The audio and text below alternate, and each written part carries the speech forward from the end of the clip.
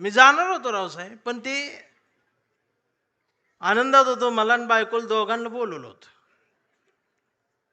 लय आनंदात होतो. बायकोने 2 ड्रेस मला शिवलं होतं. आणि ते काय केम्ब्रिजला बोलवलं होतं. ती बायको आमची युट्यूबला रोज केम्ब्रिज टाकून बघायची. ती मला दाखवायची, इथं चहा घेऊ, इथं कॉफी. म्हटलं तू लिहून ठेव, गेल्यावर करू. मी इतका आनंदात होतो, त्या कडूनची भांडणं लागली. कुणाची? अमेरिका, इस्रायल आणि ती इराण. आणि माझा दौरा रद्द. इमानच उडत नाही म्हण. मी अजून काळा पडलो.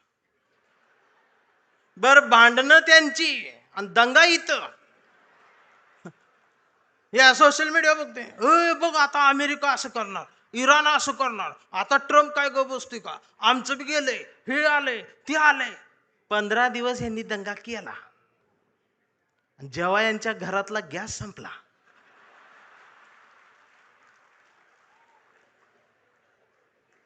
त्यावेळेला बीकॉम झालेली बायको पहिल्यांदाच चुलीजवळ आली. तिला काय चूल पेटना, मैंने युट्यूबवर चूल बघितली. त्या युट्यूबवर याला फुकणी गावली. मग ह्यानं तिला फुकणी दिली. म्हटलं फुकाय, तर ती डोळ्यातनं बघायला लागली. म्हटलं फुकायचं आहे.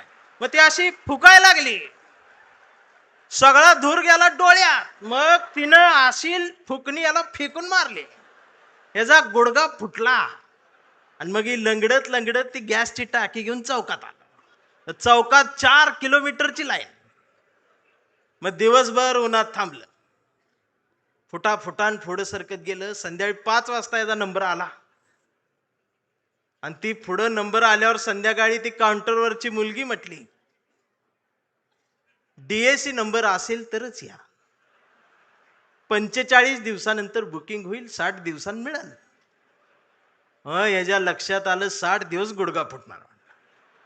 त्यानं असं डोळं झाकलं, गार वाऱ्याची झुळूक आली. मग यो म्हटला, जगाला युद्धाची नाही, बुद्धाची गरज. कधी चुलीत लाकडं गेल्या. अहो आमचं उपमुख्यमंत्री शिंदे साहेब सुद्धा टीव्हीवर पहिल्यांदाच नाव घेतलं, कधीच नाव घेतलं नव्हतं बुद्धाचं. ते सुद्धा पत्रकार परिषदेत म्हटले, जगाला युद्धाची नाही, बुद्धाची. बायकोन मला बघितलं, लोक हे काय म्हणतात. मी बघितलं तर ते खरंच म्हणत होते, बुद्धाची गरज आहे. मग मी डोकसं खाजवत म्हटलं, ह्यांच्या बी घरातला गॅस संपलेला आहे.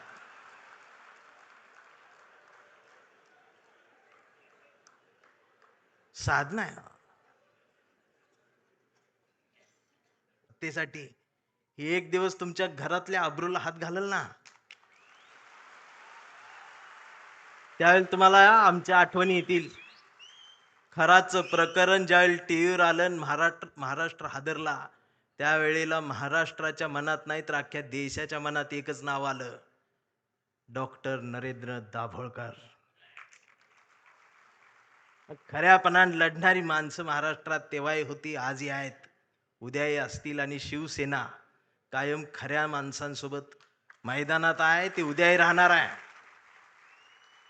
ही संपणार नाही. फक्त माझी विनंती आहे, मला दिसते बरं का, मला काय भविष्य कळत नाही, पण मला दिसते लवकरच तुम्ही बी सत्तेत आहे. फक्त माझी विनंती साहेब एवढीच आहे, जेवढी गेले ती त्यातलं परत यायला बघत्याल, अजिबात नाही घ्यायचं.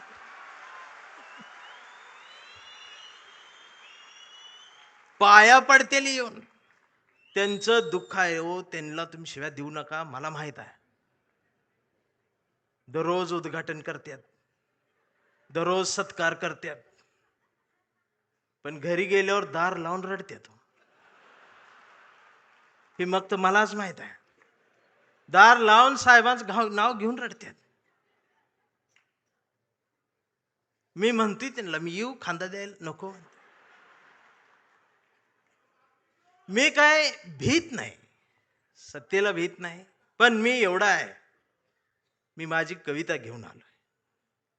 पाखरांच्या चोची मधला घास व्हावी कविता, पहिला आणि शेवटचा श्वास व्हावी कविता, कोसळावेत थेंब भुईत, मातीचा वास व्हावी कविता, उगवावा पिंपळ, एक प्रवास व्हावी कविता, त्याच पिंपळाच्या सावलीला मानवतेचे गीत गाणारी बुद्ध व्हावी कविता, मी करावे पाखरांच्या हवाली तिला, मग शुद्ध व्हावी कविता, हिंदूंच्या कंठामध्ये सलाम अलिकम सलाम व्हावी कविता, मुस्लिमांच्या भाळावरचा नाम व्हावी कविता, मंदिर मशीद बांधणाऱ्यांच्या कपाळाचा घाम व्हावी कविता, इंद्रायणीत तरलेला तुकाराम व्हावी कविता, आणि या देशाच्या मातीत विज्ञान पेरणारी अब्दुल कलाम ही व्हावी कविता. ही कविता प्रबोधनकार ठाकरेंच्या विचारांच्या वारसदारांकडूनच येऊ शकते. आमच्या लक्षात येत नाही. आम्ही कुणाजवळ जाऊन बसावं आणि कुठून उठून जावं, ह्याला ज्याला जमलं त्यालाच आयुष्य कळलं. जाणारच आहे ना एकदा तरी. काय राहणार आहे तुमचं? अख्ख्या महाराष्ट्राच्या मनावर राज्य करणारा, हृदयाच्या कप्प्यात बंद झालेला आमचा अजितदादा सारखा नेता अचानक गेलाच ना. काय नेलं सोबत? आणि दादा गेल्या दिवशी दुसऱ्या दिवशी कुटुंब शपथा घेत होतं पण मंत्रीपदाच्या. हा विनोद नाही, हा विनोद नाही, ही वेदना आहे, पर्याय नाही. काय राहते आमचं? आज कितीतरी अधिकारी भ्रष्टाचारात हे आहेत ते आहेत. समोर एखादं वंचित पिचलेलं येतं ना, त्याच्यासाठी कुणाचाच फोन येत नाही, त्याच्यासाठी कुणीच फोन करत नाही, त्याच्यासाठी कुणीच दबाव टाकत नाही. जर अधिकाऱ्यांनो तुम्ही फक्त त्याला बसवून पाणी प्यायला दिलं आणि कुणाचाच फोन न येतात जर त्याचं काम केलं ना, तर संध्याकाळी स्वाभिमानाची झोप लागते. याचा विसर पडला म्हणून बाळासाहेब ठाकरेंना कुंचला सोडून हे बोट उचलावं लागलं. प्रत्येक काळात बाळासाहेब कुठे येणार आहे? त्यांचे विचार आहेत, आम्हाला ते घ्यायचं आहे.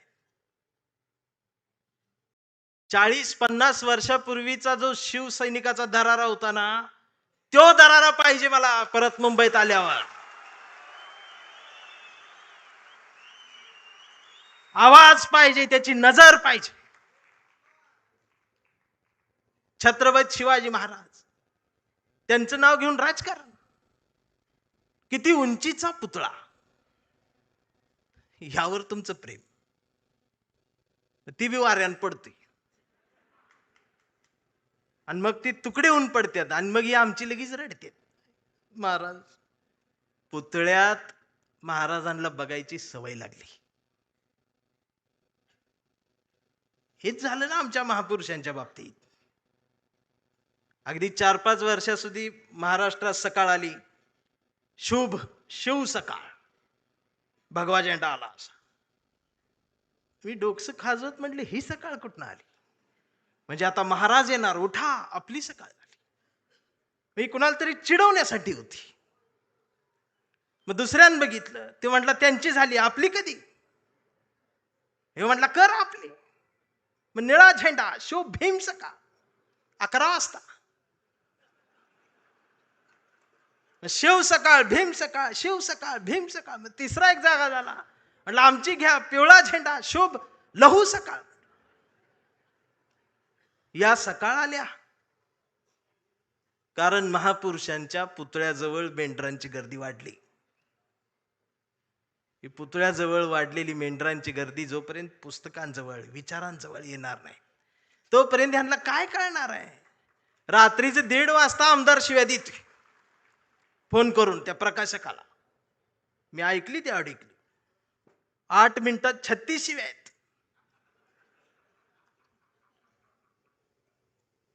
स्ट्राईक रेट काढला तर 400च आहे.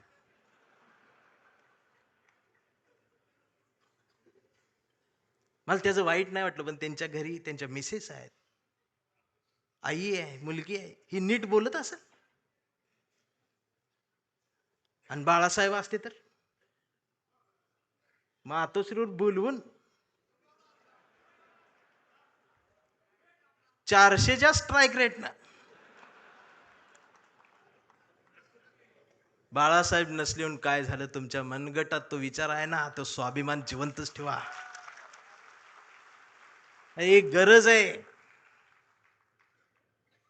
आणि खरं सांगू आदित्य दादा, गावगाड्यावर, शहराच्या चौकात, झोपड्यांमध्ये एक हुंदका आहे, एक हंबरडा आहे, जो राम कृष्ण हरी माऊली म्हणत एखाद्या नव्या ठाकरेची वाट बघत बसलाय.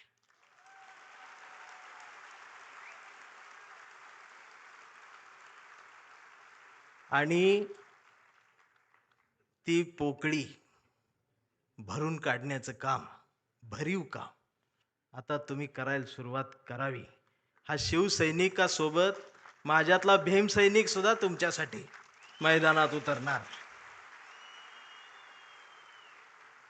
कुठपर्यंत आम्ही एकमेकांशी भांडत बसायचं? जर शिवाजीनगर मधून समतेचा आणि मैत्रीचा हात, जर माझ्यासाठी दोस्तीचा हात येत असेल, तर आंबेडकर नगर मधून माझा सुद्धा हात मैत्रीचा तुमच्यासाठी पुढे यायला पाहिजे. आणि हा देश संविधानाचा आहे ना, मी हिरव्यांचा आहे, निळ्याचा आहे, ना मी भगव्याचा आहे. मी भगव्याचा आहे. कुठल्या भगव्याचा? मी वारकऱ्यांच्या भगव्याचा आहे. मी बाळासाहेबांनी शिवसैनिकांच्या हातात जो भगवा दिलाय, मी त्या भगव्याचा आहे. मी तो भगवा घेऊन आलोय, पण त्याच्या सोबत मी या देशाचा तिरंगा सुद्धा आज घेऊन आलोय. आणि मला काय करायचं ती करा. या देशाच्या संविधानाला आणि तिरंग्याला जरी साधं नख लागायचा प्रयत्न जर कोणी केला, तर माझा ह्यो काळा रंग तुमच्यात मिसळून जाईल. आता ही भाषाच कळत नाही यांना, वैचारिकपणच राहिलं नाही. राऊत साहेब लगेच मारतेत, अंगावरच येते, शाईच टाकायला येते शाई. परवा एका कार्यक्रम सुरू करायच्या आधी DYSP माझ्याकडे आले, म्हटले भाषण करू नका. म्हटलं काय झालं? काही संघटना तुमच्यावर शाई टाकायला. मी म्हटलं मी लय लांब आलोय, करू देते. बाजूला ते कॉन्स्टेबल बघत होत माझ्यावर, ते हसायला लागलं मला बघून. म्हटलं काय झालं, का हसताय? तर म्हटले तुमचं तोंड काळ करणार आहे. मी म्हटलं साहेब बोलू दे 2 मिनिटं. तर ते म्हटले तुमच्या रिस्कवर बोलणार का? मी म्हटलं अहो आम्ही जन्माला येतानाच आमच्या रिस्कवर आलोय.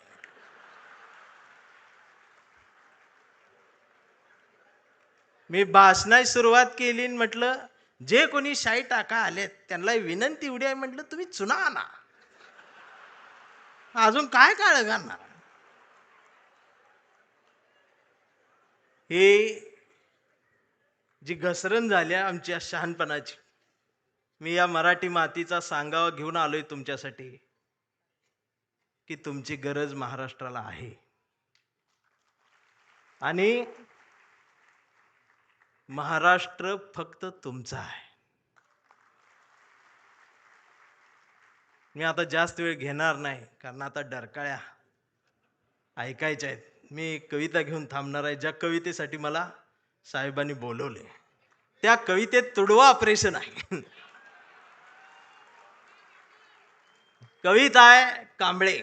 आता हा कांबळे कुठल्या एका जातीचा नाही, हा कांबळे भारतीय आहे, हा कांबळे मराठी आहे, हा कांबळे अस्मिता आहे, हा कांबळे स्वाभिमान आहे, हा कांबळे काय काय त्रास होत जातो त्याची कविता आहे. हा कांबळे शेंडीतून जानव्यातून मुक्त येऊन प्रबोधनकारांच्या जवळ आलेला आहे, फुलेशाह आंबेडकरांच्या जवळ आला, असा हा स्वाभिमानी आहे की आमचा कांबळे लय हुशार. हे कधीच नाही रडला, नुसताच कांडला करून. कांबळे शाळेत गेला, मास्तरनं फळ्यावर सरस्वती काढली. कांबळे शाळेत गेला, मास्तरनं फळ्यावर सरस्वती काढली, पण कांबळेनं पाटीवर सावित्री काढली. मग मास्तरनं चिडून कांबळेला असा तुडवला, असा तुडवला, असा तुडवला, पण कांबळे नाही रडला, नुसताच कांडला करून. कांबळे वयात आला, विशीत आला, मिशीत आला, कांबळे गुलाबी झाला आणि तिच्या प्रेमात पडला. मग तिनं विचारली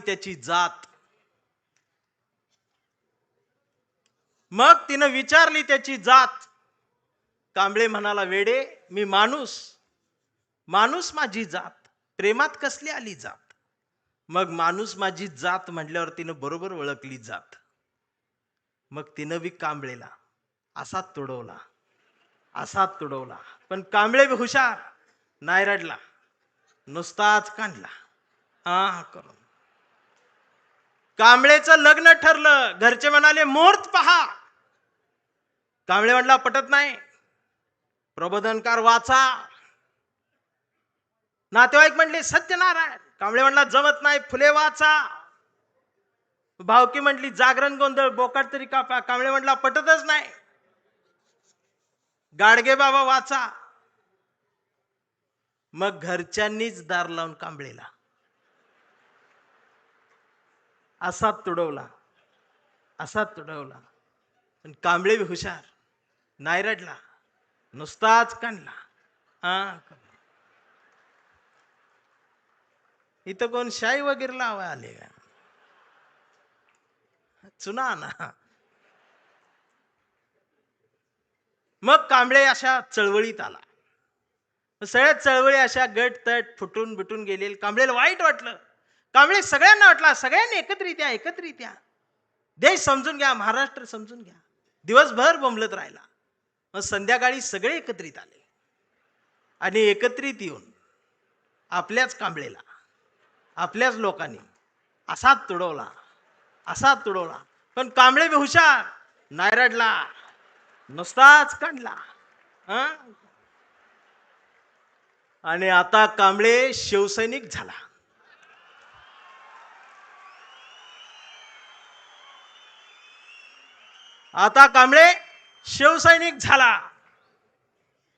शहाणा झाला, आमदार झाला, खासदार झाला, मंत्री झाला. मग त्याला फोडायसाठी सापळा रचला. त्याला बोलवून घेतलं, कांबळे नाही गेला. तो ऐकत नाही म्हणून त्याला मग जेलमध्ये टाकला. तिथं सुद्धा ईडीनं त्याला असा तुडवला. पण कांबळे तिथं बी नाही रडला, नुसताच कांडला. आणि असा भगवा फडकवत जेलमधनं बाहेर. अरे, महाराष्ट्राच्या इतिहासातला सुवर्ण अक्षरांनी, सोनेरी अक्षरांनी लिहिणारा जाणार तो इतिहास आहे. तो शिवसैनिक ज्या वेळेला न झुकता बाहेर आला ना, तो नाद नाही आमच्या रावसाहेबांना, नादच नाही.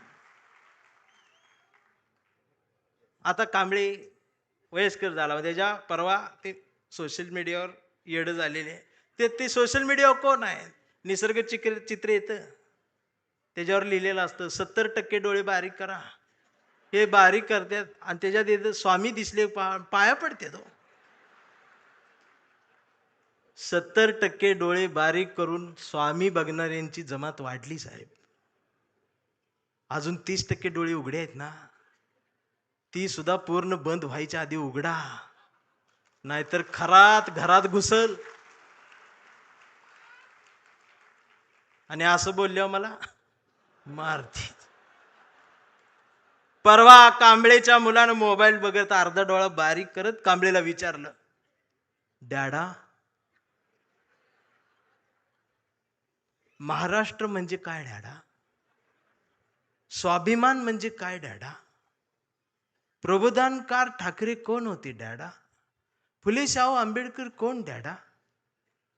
आणि शिवाजी महाराज खरंच जन्माला आले होते डॅडा? आता मात्र कांबळे पेटला.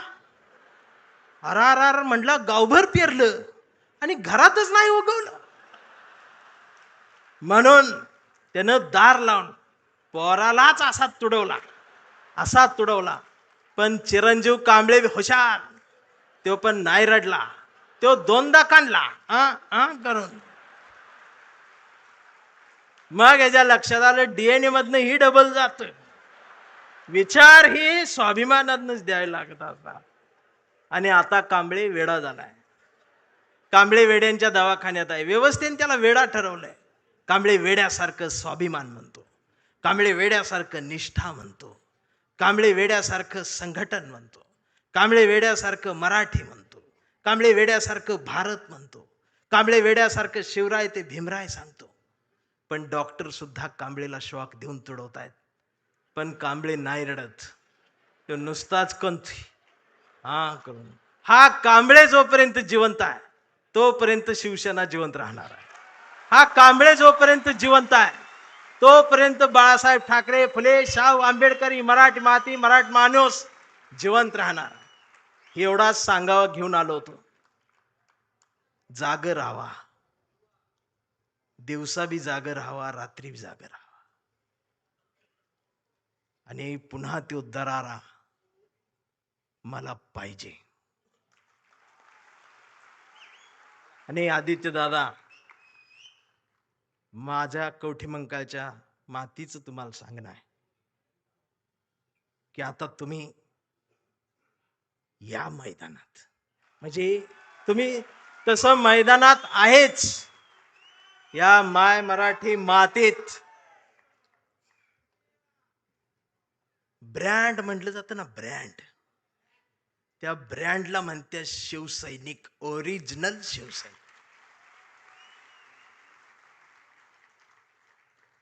थांबताना एवढंच म्हणेन, आभारांचे भार कशाला, सत्तेचे हार कशाला, मनात एक घरट बांधूया या शिवसेनेचं, या शिवसेनेच्या घरट्याला दार कशाला, झुळझुळ त्या या बाळासाहेबांच्या झऱ्याला आपल्याही स्वाभिमानाचं पाणी देत राहूया.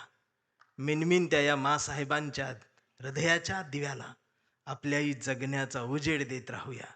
आणि जोपर्यंत ठाकरे घराणं आमच्या मनाला साथ घालत राहील त्याला आयुष्यभर असाच प्रतिसाद देत राहूया. मी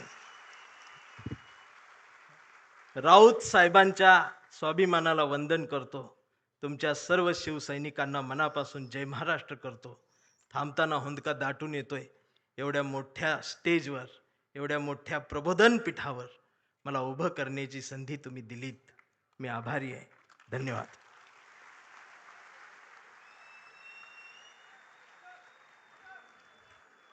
धन्यवाद चंदन शिवेजी.